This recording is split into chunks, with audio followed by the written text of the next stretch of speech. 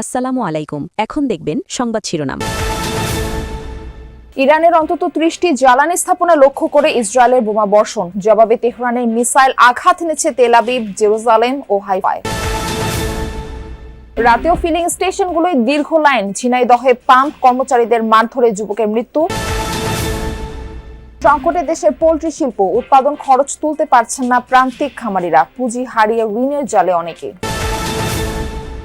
চাঁপাইনবাবগঞ্জের তেউরাশিয়া গ্রামে গান বাজনা ও বাদ্যযন্ত্র নিষিদ্ধের নোটিশ ঘিরে সমালোচনা, প্রয়োজনীয় পদক্ষেপ নেওয়ার আশ্বাস প্রশাসনের। এতক্ষণ শুনছিলেন সংবাদ শিরোনাম, এবারে শুনবেন বিস্তারিত। ওয়াশিংটন তেল আবিবের যৌথ অভিযানের জবাবে মধ্যপ্রাচ্যের বিভিন্ন স্থানে পাল্টা হামলা চালিয়ে যাচ্ছে ইরান।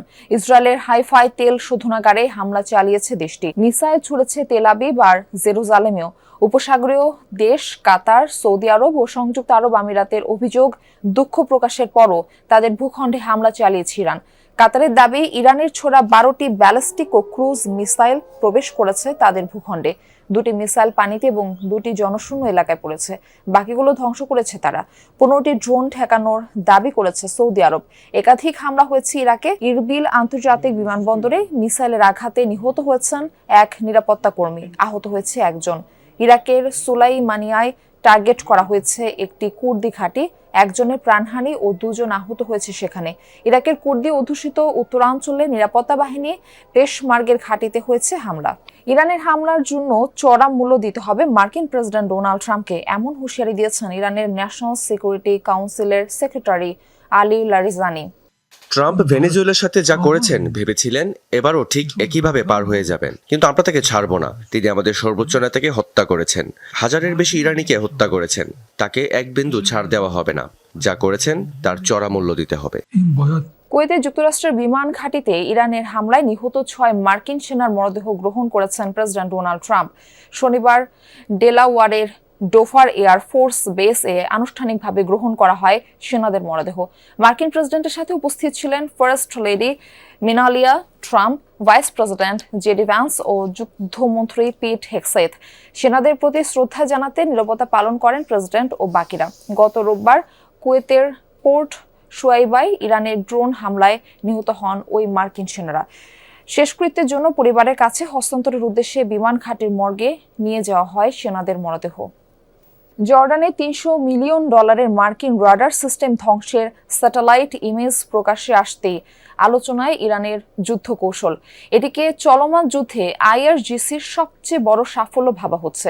মধ্যপ্রাচ্যে থাকা যুক্তরাষ্ট্রের অন্যান্য থার্ড ক্ষেপণাস্ত্র ব্যবস্থাগুলোর রাডার সিস্টেমকেও টার্গেট বানাচ্ছে তেহরান।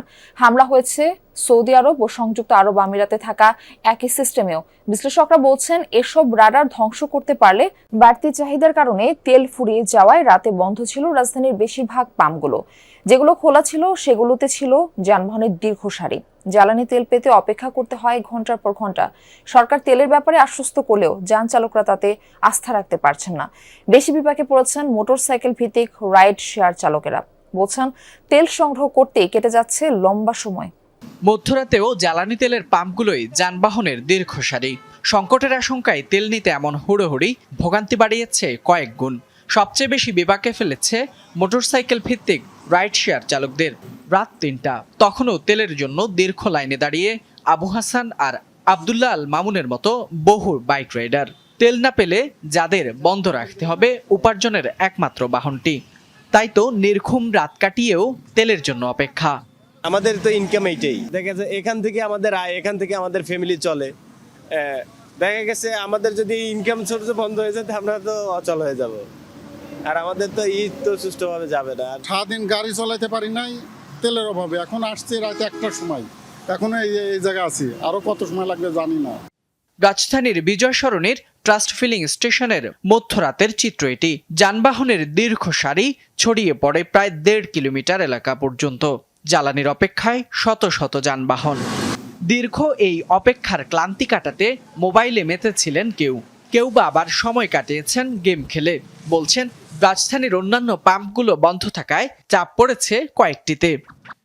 অলমোস্ট এখন 3 আওয়ার্স হয়ে গেছে, তো টাইম পাস করার জন্য পরে এই বড় ভাই আমাদের লুডো বের করছে, তো এখন আমরা টাইম পাস করার জন্য লুডো খেলতেছি। তেল লাগবে, এই জন্য আমরা এই জায়গায় মানে অপেক্ষা করতেছি, প্লাস এই সময়টা পার করতেছি লুডো খেললে।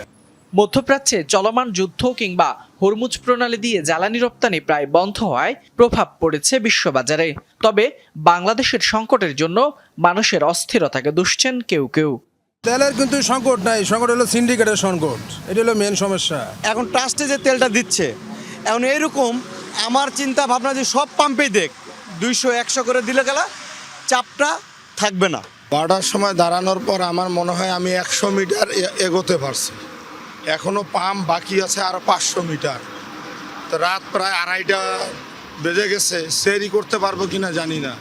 গ্রাহকদের এমন আতঙ্কের কোনো কারণ দেখেন না ফিলিং স্টেশনের কর্মকর্তারা।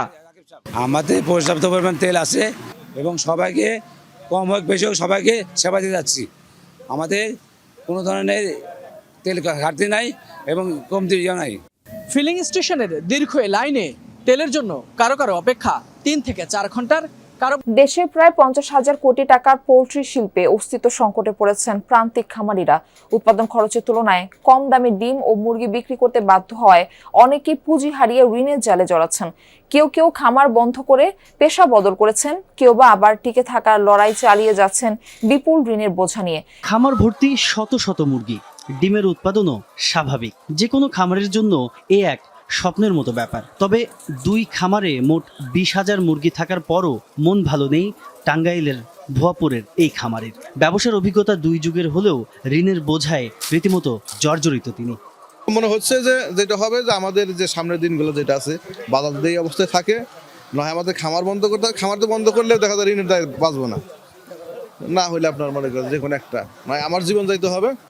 এই খামারটির কথাই বলা যাক, খুব বেশি দিন হয়নি বন্ধ হয়েছে ব্যবসা। এই গল্পটাই এখন বাস্তব বহু প্রান্তিক খামারির বেলায়। এই জেলাতেই এমন উদ্যোক্তা আছেন যিনি দেউলিয়া আর ঋণগ্রস্ত হয়ে রীতিমতো পালিয়ে বেড়াচ্ছেন। খুব বেশি দিন আগের কথা নয়, এই খামারেই 1000 খানেক মুরগি লালন পালন করতেন মোহাম্মদ সোহেল। ঢাকা থেকে 150 কিলোমিটার দূরের এই খামারে প্রতিদিন উৎপাদিত হতো কয়েকশো ডিম। কিন্তু ঋণ আর লোকসানের চাপে রীতিমতো ব্যবসা ছাড়তে বাধ্য হয়েছেন তিনি। প্রতি মাসে 2 লাখ 1 লাখ টাকার লস আছে।